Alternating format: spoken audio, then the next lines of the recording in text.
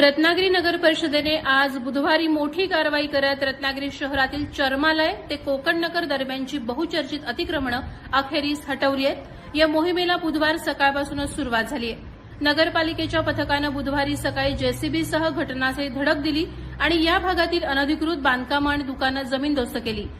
तब्बल 80 बांधकामं जमीनदोस्त करण्यात आली आहेत।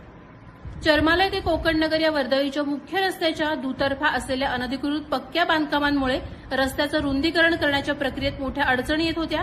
त्याच वेळेला शहराच्या दृष्टीनं अत्यंत महत्त्वाच्या असणाऱ्या 11 केव्हीची भूमिगत उच्चदाब विद्युत वाहिनी टाकण्याचं कामही या अतिक्रमणांमुळे अनेक दिवस खोळंबलं होतं। ही धडक मोहीम काही दिवसांपूर्वी राबवण्यात येणार होती, मात्र सणासुदीचे दिवस पाहता प्रशासनानं ही कारवाई तात्पुरती पुढे ढकलली होती। त्यावेळेला संबंधित अनधिकृत दुकानदारांनी आपली बांधकामं आणि दुकानं स्वतःहून हटवण्यासाठी प्रशासनाकडे मुदतही मागून घेतली होती। त्यानंतर तब्बल महिना उलटला तरीही अतिक्रमणं जैसे थेच होती। अखेरीस प्रशासनानं कडक पावलं उचलत आज ही कडक भूमिका घेतली आहे। बुधवारी सकाळीच नगरपालिकेचे अधिकारी आणि कर्मचारी जेसीबी मशीन आणि आवश्यक त्या फौजफाट्यासह चर्मालय कोकणनगर परिसरात दाखल झाले। कोणतीही पूर्वकल्पना न देता थेट कारवाईला सुरुवात झाली। अनधिकृत बांधकाम करणाऱ्यांची यावेळेला मोठी धांदल उडाली।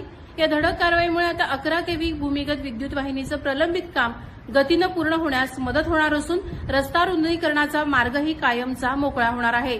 प्रहार डिजिटलसाठी अनघा निकम मगदूम, रत्नागिरी।